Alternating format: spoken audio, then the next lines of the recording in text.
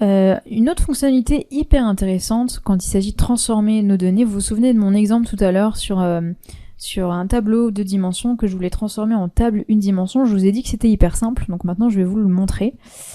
Pour ça, je vais retourner dans mon exemple, je vais aller charger le tableau en question, hop, hop, et donc vous souvenez-vous, c'était un tableau Excel tout simple, hein, avec des données brutes, et là c'était juste pour vous montrer le résultat que je souhaite obtenir.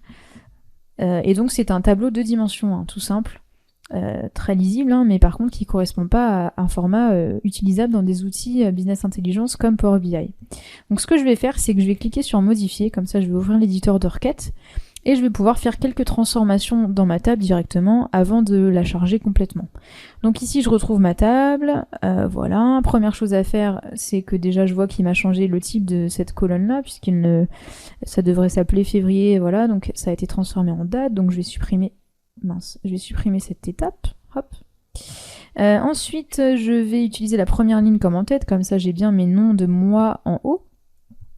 Je vais sélectionner mes colonnes de mois, puisque c'est celle-ci que justement je souhaite transformer en une dimension.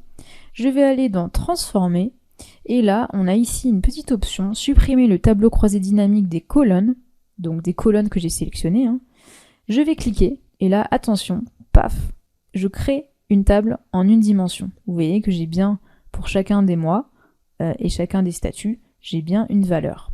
Donc là, j'ai défait la structure de mon tableau de dimensions pour créer une table en une dimension. Donc là, c'est vraiment deux dimensions qui se transforment en une dimension. Voilà. Et là, j'ai une table qui est exploitable et je peux changer le nom, blablabla, faire d'autres choses dessus.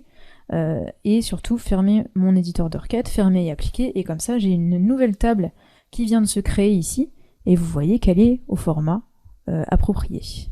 Voilà, donc c'est vraiment génial cette fonctionnalité. Généralement, on est obligé de faire des copier-coller, de transposer les valeurs, machin et tout.